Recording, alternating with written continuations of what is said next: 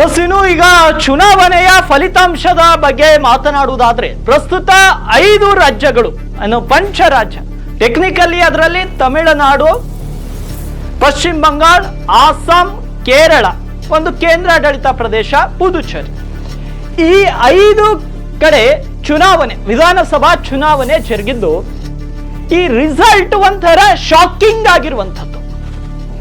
ಪಶ್ಚಿಮ ಬಂಗಾಳವು ಇದೀಗ ಸಂಪೂರ್ಣವಾಗಿ ಕೇಸರಿಮಯವಾಗಿ ಹೋಗಿ ಬಿಟ್ಟಿದೆ. ಮಮತಾ ದೀದಿಯ ಕೋಟೆ ಪುಡಿ ಪುಡಿಯಾಗಿ ಒಡೆದಿದ್ದು ಅಮಿತ್ ಶಾ ಮತ್ತು ನರೇಂದ್ರ ಮೋದಿ ಮತ್ತು ನಿತಿನ್ ನವೀನ್ ಅವರ ಸ್ಟ್ರಾಟಜಿಗಳು ಅಲ್ಲಿ 100% ಆಗಿ ವರ್ಕ್ ಆಗಿದ್ದು ಪಶ್ಚಿಮ ಬಂಗಾಳದಲ್ಲಿ ದೀದಿ ಕೋಟೆಯನ್ನ ಭಾಜಪಾ ಛಿದ್ರಗೊಳಿಸುವ ಮೂಲಕ ಪಶ್ಚಿಮ ಬಂಗಾಳವನ್ನ ಕೇಸರಿಮಯವಾಗಿಸಿಕೊಂಡಿದೆ. ಇದೀಗ ಪ್ರಸ್ತುತ ಅಲ್ಲಿ 200ಕ್ಕೂ ಅಧಿಕ ಸ್ಥಾನಗಳು ಈ ಪ್ರೈಮ್ ಟೈಮ್ ನ ಶೂಟಿಂಗ್ ನ ತನಕ 200ಕ್ಕೂ ಅಧಿಕ, ಅಕ್ಯುರೇಟ್ ಆಗಿ ಹೇಳೋದಾದ್ರೆ 205, ಆದ್ರೆ ಸ್ವಲ್ಪ ಫ್ಲೆಕ್ಚುವೇಟ್ ಆಗಬಹುದು. ಅದಕ್ಕಾಗಿ 200 ಅಂತ ಇಟ್ಟುಕೊಂಡು ಹೋಗೋದಾದ್ರೆ 200ಕ್ಕೂ ಅಧಿಕ ಸ್ಥಾನಗಳಲ್ಲಿ ಅಂದ್ರೆ ಡಬಲ್ ಸೆಂಚುರಿಯನ್ನ ಬಿಜೆಪಿ ಪಶ್ಚಿಮ ಬಂಗಾಳದಲ್ಲಿ ಬಾರಿಸಿದೆ.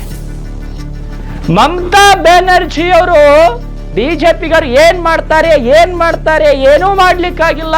ಬಿಜೆಪಿ ನರೇಂದ್ರ ಮೋದಿ ಬರ್ತಾರೆ, ಭಾಷಣ ಮಾಡಿ ಹೋಗ್ತಾರೆ, ಶಾ ಬರ್ತಾರೆ, ಭಾಷಣ ಮಾಡಿ ಹೋಗ್ತಾರೆ ಅಂತ ಪಶ್ಚಿಮ ಬಂಗಾಳದ ಜನ ಒಂದಷ್ಟು ಟಿಎಂಸಿಯ ನಾಯಕರು ಹೇಳಿದ್ರು. ಆದ್ರೆ ನರೇಂದ್ರ ಮೋದಿ ಮತ್ತು ಅಮಿತ್ ಶಾ ಮತ್ತು ನಿತಿನ್ ನವೀನ್ ಫೀಲ್ಡಿಗೆ ಇಳಿದ್ರೆ ಅವ್ರು ಮಾತಾಡಲ್ಲ.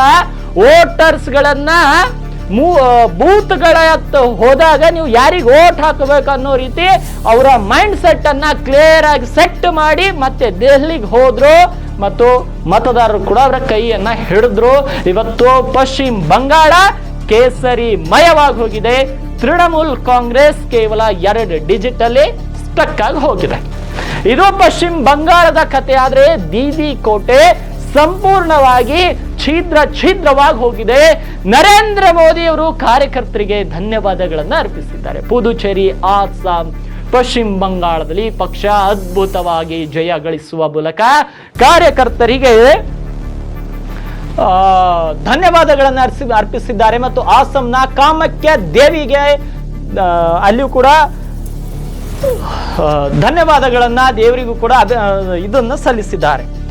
ಕಾಮಾಖ್ಯ ದೇವಿಯ ಆಶೀರ್ವಾದ ನಮ್ಮ ಜೊತೆಗಿದೆ ಅಂತ ನರೇಂದ್ರ ಮೋದಿ ಹೇಳಿದ್ದಾರೆ. ಅಸ್ಸಾಂನಲ್ಲಿ ಬಿಜೆಪಿ ಅದು ಒಂದು ರೀತಿಯಲ್ಲಿ ಬುಲೆಟ್ ಟ್ರೈನ್ ತರ ಹೋಗಿದೆ. ಅಲ್ಲಿ ಅದಕ್ಕೆ ಯಾರು ಕಂಟ್ರೋಲ್ ಮಾಡಿ, ಬೆಳಗ್ಗೆಯಿಂದಲೂ ಕಂಟ್ರೋಲ್ ಮಾಡಿಲ್ಲ. ಪಶ್ಚಿಮ ಬಂಗಾಳದಲ್ಲೂ ಕೂಡ ಅದಕ್ಕೆ ಯಾರು ಕಂಟ್ರೋಲ್ ಮಾಡಿಲ್ಲ. ಬುಲೆಟ್ ಟ್ರೈನ್ ಹೋದ ರೀತಿಯಲ್ಲಿ ಅಲ್ಲಿ ಪಶ್ಚಿಮ ಬಂಗಾಳದಲ್ಲಿ ಹೋಗಿರುವಂತಹದ್ದು. ಇನ್ನು ಇದರ ಜೊತೆಗೆ ಬೇರೆ ಪುದುಚೇರಿಯ ಕಡೆಗೆ ಹೋಗೋದಾದ್ರೂ ಕೂಡ ಪುದುಚೇರಿಯಲ್ಲೂ ಕೂಡ ಬಿಜೆಪಿ ಅಲೈನ್ಸ್ ಪಾರ್ಟಿಗಳು ಉತ್ತಮವಾದ ಪ್ರದರ್ಶನವನ್ನ ನೀಡುವ ಮೂಲಕ ಅದನ್ನು ಕೂಡ ತನ್ನ ತೆಕ್ಕೆಗೆ ತೆಗೆದುಕೊಂಡಿವೆ.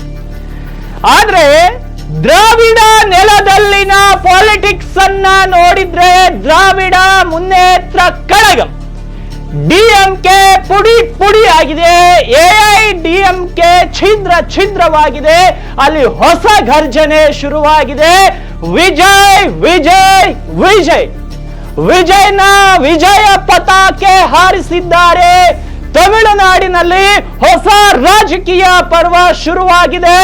ಕಮಲ್ ಹಾಸನ್, ರಜನಿಕಾಂತ್ ಮಾಡದ ಕಮಲ್ ಅನ್ನ ವಿಜಯ ಸಂಕೇತವನ್ನ ಮಾಡುವ ಮೂಲಕ ಎಲ್ಲ ಆಕ್ಟರ್ಗಳು ಬೇರೆ, ವಿಜಯ್ ಬೇರೆ. ಈಗ ತಮಿಳುನಾಡಿಗೆ ವಿಜಯನೇ ಅಧಿಪತಿ ಅಂತ ತೋರಿಸ್ಕೊಟ್ಟಿದ್ದಾರೆ ವಿಜಯ್ ಅವರು. ಹೌದು, ಪ್ರಸ್ತುತ ತಮಿಳುನಾಡಿನಲ್ಲಿ 108, ಒಂದಲ್ಲ ಎರಡಲ್ಲ 108 ಸ್ಥಾನಗಳಲ್ಲಿ ವಿಜಯ್ ಭರ್ಜರಿ ಜಯ ಗಳಿಸುವ ಮೂಲಕ ನಾನು ಕೇವಲ ನಟನಲ್ಲ, ಜನರ ಭಾವನೆಗಳನ್ನ ಅರ್ಥಕೊಳ್ಳುವ ಜನನಾಯಕ. ಆಟೋ ಡ್ರೈವರ್ಗೂ ಟಿಕೆಟ್ ಕೊಟ್ರು, ಕಾರ್ ಚಾಲಕನಿಗೂ ಟಿಕೆಟ್ ಕೊಟ್ರು, ಬಡವನಿಗೂ ಕೊಟ್ರು, ದಲಿತನಿಗೂ ಕೊಟ್ರು, ಪ್ರತಿಯೊಬ್ಬನಿಗೂ ಟಿಕೆಟ್ ಕೊಟ್ಟು ಜನಸಾಮಾನ್ಯನಿಗೂ ಶಾಸಕನಾಗುವಂತಹ ಶಕ್ತಿಯನ್ನ ಕೊಟ್ಟರು, ಪ್ರಚಾರವನ್ನ ಮಾಡಿದ್ರು, ಯಶಸ್ವಿಯಾದ್ರು. ಬಹುಶಃ ಮುಂದಿನ 1 ವಾರದಲ್ಲಿ ಸಿಎಂ ಆಗ್ತಾರೆ ವಿಜಯ್. ಇದು ಒಬ್ಬ ಯುವ ನಾಯಕನ ಮತ್ತು ಬದಲಾವಣೆಯ ದಿಕ್ಕು ಬದಲಾಯಿಸುವಂತಹ ಒಂದು ಚುನಾವಣೆ. ಸಾಕಷ್ಟು ವರ್ಷಗಳಿಂದ ತಮಿಳುನಾಡು ಅಂದ್ರೆ ಯಾರ್ರೀ? DMK, ಇಲ್ಲ AIDMK. ಆದ್ರೆ ಹಂಗಾಗಲ್ಲ. ಜನ ಬದಲಾವಣೆ ಬಯಸ್ತಾ ಇದ್ದಾರೆ. ಜನ ಯುವಕರು ಅಧಿಕಾರಕ್ಕೆ ಬರಬೇಕನ್ನೋದನ್ನ ಬಯಸ್ತಾ ಇದ್ದಾರೆ. ಹೊಸ ಮುಖಗಳನ್ನ ಬಯಸ್ತಾ ಇದ್ದಾರೆ. ಅದರ ಪ್ರತಿಫಲವೇ ವಿಜಯ್. ವಿಜಯ್ ಕೇವಲ ಹೆಸರಲ್ಲ, ಇದೀಗ ವಿಜಯ್ ನಾನು ತಮಿಳುನಾಡಿನ ಮುಖ್ಯಮಂತ್ರಿ ವಿಜಯ್ ಅನ್ನೋ ಕಾಲ ಬಹಳಷ್ಟು ಸನಿಯವಾಗಿ ಹೋಗಿದೆ. ಇತ್ತ ಕೇರಳದಲ್ಲಿ ಆಸ್ ಯೂಶುವಲಿ ಪಿಣರಾಯಿ ವಿಜಯನ್ ಸೋಲ್ತಾರೆ ಅನ್ನೋದು ಅನೇಕ ಸಮೀಕ್ಷೆಗಳು ಹೇಳಿದ್ವು. ಬಹುಶಃ ಈಗ ಅವರು ಸೋಲನ್ನ ಉಂಡಿದ್ದಾರೆ. ಶಶಿ ತರೂರ್ ಅವರ ಪ್ರಯತ್ನ ಅಲ್ಲಿ ಸಾಕಷ್ಟು ವರ್ಕೌಟ್ ಆದ ರೀತಿಯಲ್ಲಿ ಕಾಣಿಸ್ತಾ ಇದೆ. ಯಾಕಂದ್ರೆ ಶಶಿ ತರೂರ್ ಸಾಕಷ್ಟು ಗ್ರೌಂಡ್ ಲೆವೆಲ್ ನಿಂದ ಅಲ್ಲಿ ವರ್ಕ್ ಅನ್ನ ಮಾಡಿದ್ರು. ಕೊನೆಗೂ ಅವರಿಗೆ ಅಲ್ಲಿ ಯಶಸ್ಸು ಸಿಕ್ಕಿರುವಂತದ್ದು. ಏನು ಇತ್ತ ಉಪಚುನಾವಣೆ, ನಮ್ಮ ರಾಜ್ಯದ ಉಪಚುನಾವಣೆ ಕಡೆ ಹೋಗೋದಾದ್ರೆ 2 ಕಡೆಗಳಲ್ಲಿಯೂ ಕೂಡ ಕಾಂಗ್ರೆಸ್ ಟಫ್ ಫೈಟ್ ನೀಡಿದೆ. ಫೈಟ್ ನೀಡುವುದಷ್ಟೇ ಅಲ್ಲ, ಕದನ ಕೂಡ ಗೆದ್ದಿದೆ. ಸಿಎಂ ಸಿದ್ದರಾಮಯ್ಯ ಮತ್ತು DCM DK ಶಿವಕುಮಾರ್ ಅದ್ಭುತವಾದ ಗೆಲುವನ್ನ ಸಾಧಿಸಿದ್ದಾರೆ. ಎದುರಾಳಿ ಪಕ್ಷ ಬಿಜೆಪಿ ಧೂಳಿಪಟವಾಗಿ ಹೋಗಿದೆ ಕರ್ನಾಟಕ ರಾಜ್ಯದಲ್ಲಿ. ಸಮರ್ಥ ಶಾಮನೂರ್ ಬಹುತೇಕವಾಗಿ ಸ್ಟಾರ್ಟಿಂಗ್ ಅಲ್ಲಿ 8,000 ಮತಗಳ ಅಂತರದಲ್ಲಿ ಹಿನ್ನಡೆ ಅನುಭವಿಸಿದ್ರು. ಬಿಜೆಪಿ ಕಾರ್ಯಕರ್ತರು ಬಹಳಷ್ಟು ಖುಷಿಯಲ್ಲಿದ್ರು. ಆದ್ರೆ ಸಮರ್ಥನ ಅಭಿಮಾನಿಗಳು ಹೇಳಿದ್ದೊಂದೇ, ಪಿಕ್ಚರ್ ಅಭಿ ಬಾಕಿ ಹೇ ಅಂತ. 12 ಗಂಟೆ ಆದ್ಮೇಲೆ ಹೊಸ ಪಿಕ್ಚರ್ ಶುರು ಆಯ್ತು. ಸಮರ್ಥವಾದ ಅಭ್ಯರ್ಥಿ ದಾವಣಗೆರೆಗೆ ಶಾಮನೂರ ಕುಟುಂಬನೇ ಅಧಿಪತಿ.